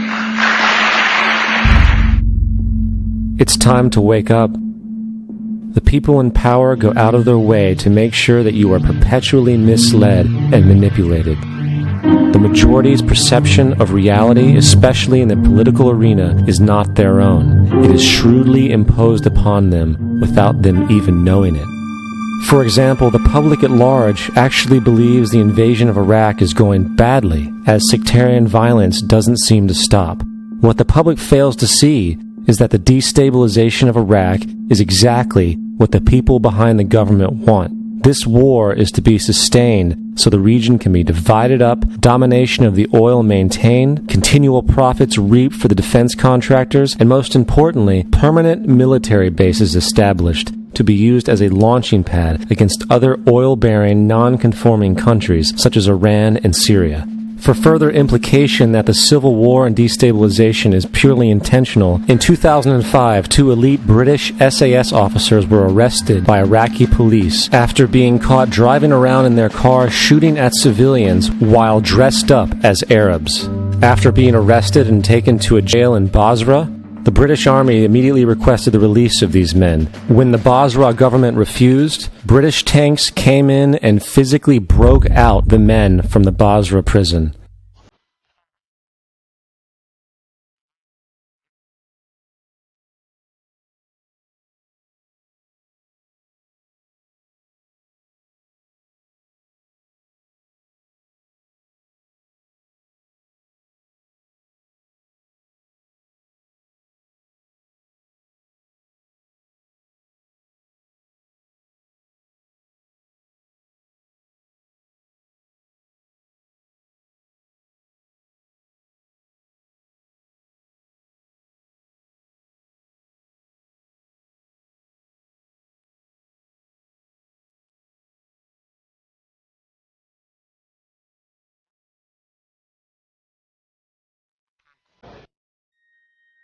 You might want to ask yourself why the entire culture is utterly saturated with mass media entertainment from all sides, while the educational system in America continues its stupefying downward slide since the U.S. government decided to take over and subsidize the public school system. What your government pays for, it gets. When we understand that, then we look at government-financed institutions of education and see the kind of students and the kind of education that's being turned out by these government-financed schools. Logic will tell you that if what is being turned out in those schools was not in accord with what the state and the federal government wanted, then it would change it. The bottom line is that the government is getting what they have ordered. They do not want your children to be educated. They do not want you to think too much. That is why our country and our world has become so proliferated with entertainments, mass media, television shows, amusement parks, drugs, alcohol, and every kind of entertainment to keep the human mind entertained, so that you don't get in the way of important people by doing too much thinking. you had better wake up and understand that there are people who are guiding your life and you don't even know it. We're in a lot of trouble because you people and 62 million other Americans are listening to me right now because less than 3% of you people read books. Less than 15% of you read newspapers because the only truth you know is what you get over this tube. Right now, there is a whole entire generation that never knew anything because they didn't come out of this tube. This tube is the gospel, the ultimate revelation. This tube can make or break presidents, popes, prime ministers. This tube is the most awesome, goddamn force in the whole goddamn world. And moves us if it ever falls in the hands of the wrong people. And when the largest company in the world controls the most awesome goddamn propaganda force in the whole godless world, shit, nobody can know the truth on this network. So you listen to me. Listen to me. Television is not the truth. Television is a goddamn amusement park. Television is a circus, a carnival, a traveling troupe of acrobats, storytellers, dancers, singers, jugglers, sideshow freaks, lion tamers, and football players. We're in the photo killing business. But you people sit there day after day, night after night, all ages, planets, creeds. We're all you know. You're beginning to believe the notions we're spinning here. You're beginning to think that the tube is reality and that your own lives are unreal. You do. Why not tell girls that dress like a tube? You look like a tube. You wear some like a tube. You even think like a tube. This is mass madness. In God's name, you people are the real thing. We are the illusion. The last thing the men behind the curtain want is a conscious, informed public capable of critical thinking, which is why a continually fraudulent zeitgeist is output via religion, the mass media, and the educational system. They seek to keep you in a distracted, naive bubble, and they are doing a damn good job of it. In 2005, an arrangement between Canada, Mexico, and the United States was made. This arrangement, unannounced to the public, unregulated by Congress, merges the United States, Mexico, and Canada into one entity, erasing all borders. It's called the North American Union, and you might want to ask yourself why you've never heard of this. In fact, there is only one mainstream reporter who has actually heard of and has had the courage to cover this issue. The Bush administration's open borders policy and its decision to ignore the enforcement of this country's immigration laws is part of a broader agenda. President Bush signed a formal agreement that will end the United States as we know it, and he took the step without approval from either the U.S. Congress or the people of the United States. It's a deal that few have even heard of. It's being done again by very few people at the very top on behalf of the investment class, but the working class of people, political officials across our country, from communities, from cities and so forth, they don't know anything about this. This isn't some trade agreement. It is a total removal of sovereignty from these countries, which will also result in a completely new currency called the Amero. Fall. Apart from that, I think one thing people who are dollar-based need to focus on is the Amero. That's the one thing that nobody's talking about that I think is going to have a big impact on everybody's life in Canada, the U.S., and Mexico. The Amero is the proposed new currency for the North American community, which is being developed right now between Canada, the U.S., and Mexico to make a borderless community, much like the EU, and the dollar, Canadian dollar, U.S. dollar, and the Mexican peso replaced by the Amero. By default of this agreement, the American Constitution will eventually be obsolete. You would think that a situation like this would be on the cover of every major newspaper. That is until you realize that the people who are behind this movement are the same people behind the mainstream media, and you are not told what you're not supposed to know. The North American Union is the same concept as the European Union, the African Union, and the soon-to-be Asian Union, and the same people are behind all of them. And, when the time is right, the North American Union, the European Union, the African Union, and the Asian Union will be merged together, forming the final stages of a plan these men have been working on for over 60 years. A one-world government.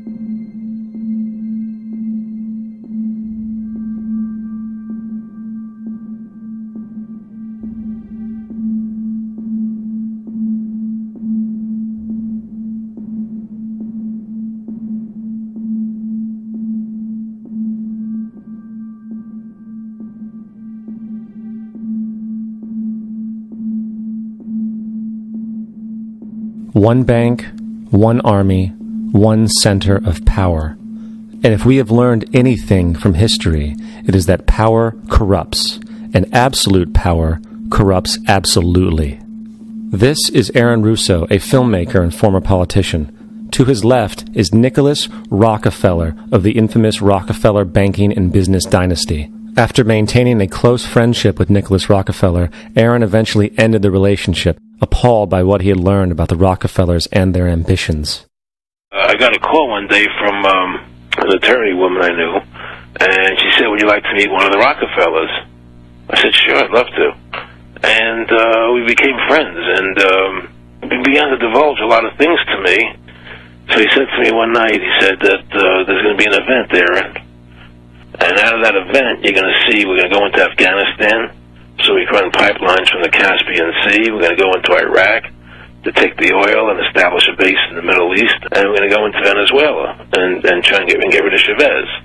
And the first two they've accomplished. Chavez they didn't accomplish. And he said you're going to see guys going into caves looking for looking for people that they're never going to find. You know, he was laughing about the fact that you have this war on terror. There's no real enemy. He's talking about how by having this war on terror, you can never win it because it's an eternal war, and so you can always keep taking people's liberties away. And I said, how are you going to convince people that this war is real? He said, but the media can convince everybody it's real. I mean, you know, it's just that you keep talking about things, you keep saying it over and over and over again, and eventually people believe it. You know, you created the Federal Reserve in 1913 through lies. You create 9/11, which is another lie. Through 9/11, you're fighting a war on terror, and now all of a sudden you go into Iraq, which was another lie, and now they're going to do Iran. You know, and it's all one thing leading to another, leading to another, leading to another. Now, I would say to them, what are you doing this for? What's the point of this thing? You have all the money in the world you ever want. You have all the power. I said, you know, you're hurting people. It's not a good thing. And he would say, what do you care about the people for? Take care of yourself and you take care of your family. And then I said to him, what are the ultimate goals here? He said, the ultimate goal is to get everybody in this world chipped with the RFID chip, and have all money be on those chips and everything on those chips. And if anybody wants to protest what we do or violate what we want, we just turn off their chip. That's right, microchipped. In 2005, Congress, under the pretense of immigration control and the so-called war on terrorism, passed the Real ID Act, under which it is projected by May 2008, you will be required to carry around a federal identification card, which includes on it a scannable barcode with your personal information. However, this barcode is only an intermediary step before the card is equipped with a VeriChip RFID tracking module, which will use radio frequencies to track your every move on the planet. If this sounds foreign to you, please note that the RFID tracking chip is already in all new American passports. And the final step is the implanted chip, which many people have already been manipulated into accepting under different pretenses. We have a Florida family who are really pioneers in a brave new world. They have volunteered to be the first ever to have microchip identification devices implanted into their body. After 9/11, I was really concerned with the security of my family. I wouldn't mind having something planted permanently in my arm that would identify me. In the end, everybody will be locked into a monitored control grid where every single action you perform is documented. And if you get out of line, they can just turn off your chip, for at that point in time, every single aspect of society will revolve around interactions with the chips. This is the picture that is painted for the future if you open your eyes to see it. A centralized one-world economy where everyone's moves and everyone's transactions are tracked and monitored, all rights removed. The most incredible aspect of all, these totalitarian elements will not be forced upon the people. The people will demand them. For the social manipulation of society through the generation of fear and division has completely detached humans from their sense of power and reality. A process which has been going on for centuries, if not millennia. Religion, patriotism, race, wealth, class, and every other form of arbitrary, separatist identification and thus conceit has served to create a controlled population, utterly malleable in the hands of the few. Divide and conquer is the motto, and as long as people continue to see themselves as separate from everything else, they lend themselves to being completely enslaved. The men behind the curtain know this, and they also know that if people ever realize the truth of their relationship to nature and the truth of their personal power, the entire manufactured zeitgeist they prey upon will collapse like a house of cards.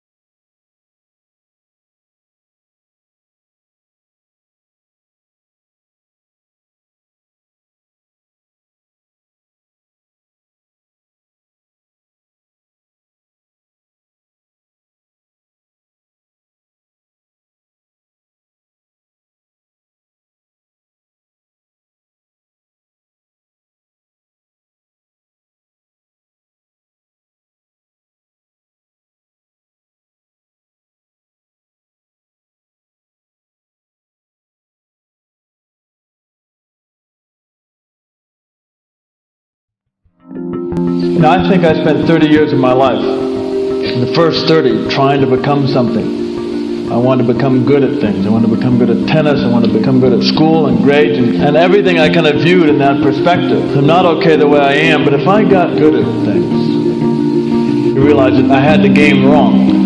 The game was to find out what I already was. Find out what I already was.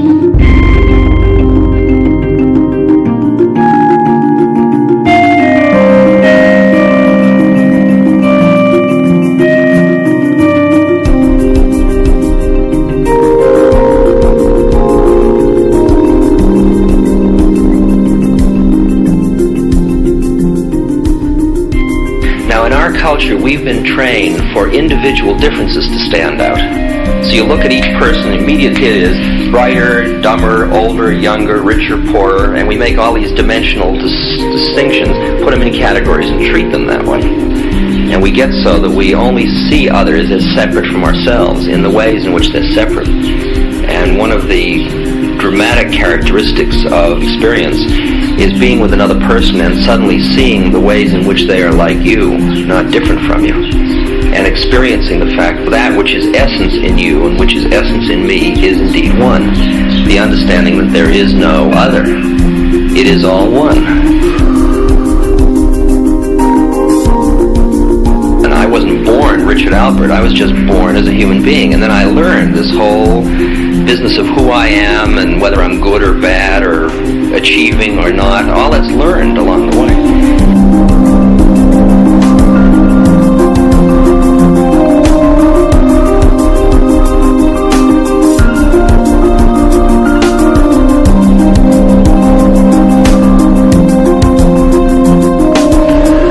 The old appeals to racial, sexual, religious chauvinism, to rabid nationalist fervor are beginning not to work. A new consciousness is developing which sees the earth as a single organism and recognizes that an organism at war with itself is doomed.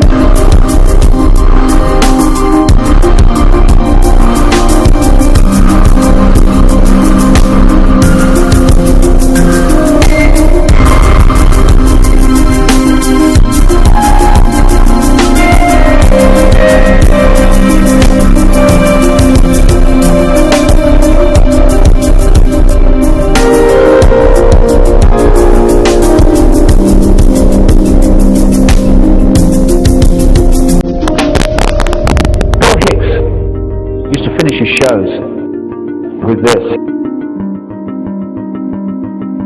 Life's like a ride in an amusement park. And when you go on it, you think it's real, because that's how powerful our minds are. And the ride goes up and down and round and round. It has thrills and chills, and it's very brightly colored. And it's very loud, and it's fun for a while. Some have been on the ride for a long time, and they begin to question, is this real, or is this just a ride? And other people have remembered, and they come back to us and they say, hey, don't worry, don't be afraid ever, because this is just a ride. And we kill those people. Shut him up, I've got a lot invested in this ride. Shut him up! Look at my furrows of worry. Look at my big bank account and my family. This has to be real. It's just a ride. But we'll kill those good guys who try and tell us that. You ever notice that? And let the demons run amok? But it doesn't matter, because it's just a ride, and we can change it anytime we want. It's only a choice. No effort, no work, no job, no savings of money. Just a choice right now between fear and love.